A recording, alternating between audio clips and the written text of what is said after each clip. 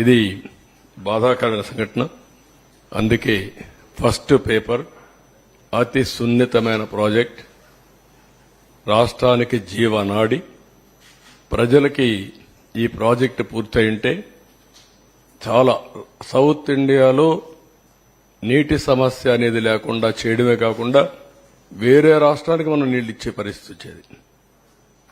అటు తమిళనాడుకు తాగునీరు కానీ, ఒకవేళ తెలంగాణకు నీళ్లు ఇచ్చే పరిస్థితి వచ్చేది. నేరుగా నాగార్ సరస్సు తీసుకుపోగలిగితే లెఫ్ట్ మెయిన్ కెనాల్ ద్వారా గ్రావిటీతో తెలంగాణకు నీళ్లు వస్తాయి.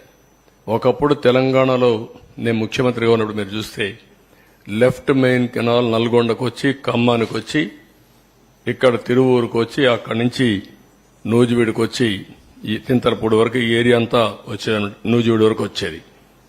నేను ఒకేసారి డిఎస్పీలని, ఆర్డీఓల్ని మొత్తం ఎస్కార్టింగ్ పెట్టి వాటర్ పుష్ చేశాను. ఒక్కసారి నీళ్లు తీసుకురాగలిగాను. దానికి కౌంటర్గానే ఈరోజు చింతలపూడి ప్రాజెక్టు పెట్టాం. లెఫ్ట్ మెయిన్ కెనాల్కు వచ్చే ఆయకట్టు అంతా కూడా చింతలపూడి లిఫ్ట్ ఇరిగేషన్ ద్వారా ఇవ్వాలని.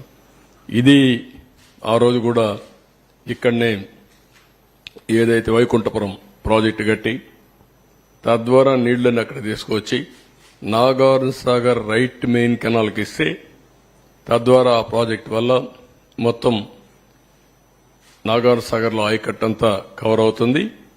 ఆ నీళ్లు శ్రీశైలం నిలబెట్టి రాయలసీమకి ఇవ్వచ్చని చాలా మొన్న కూడా మీకు అందరికీ చాలా ఎడ్యుకేట్ చేశాను నేను.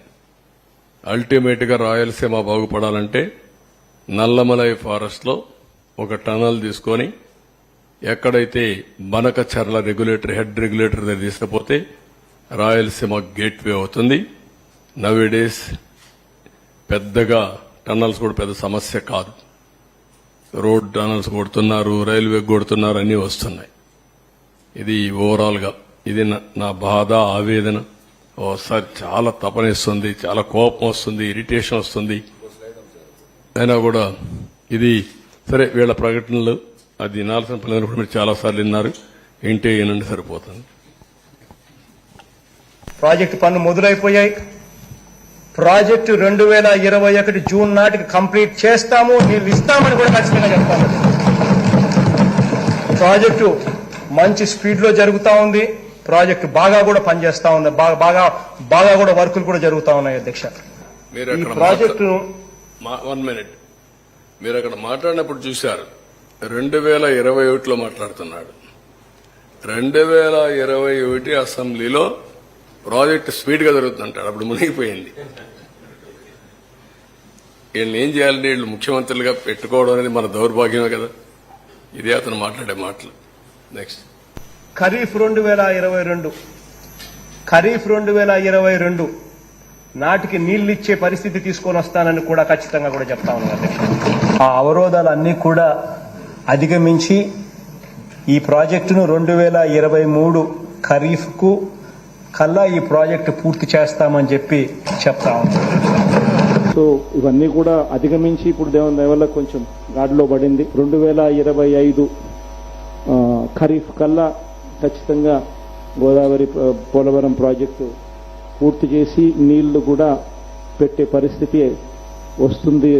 జూలై ఆగస్టులో ఆ వరద 2025 జూలై ఆగస్టులో 41.15 మీటర్లలో నీళ్లు పెట్టే పరిస్థితి కూడా ఏది ఈ పోలవరం ప్రాజెక్ట్ అనేది వెరీ వెరీ కాంప్లికేటెడ్. అంత తేలిగ్గా అర్థం కాదు.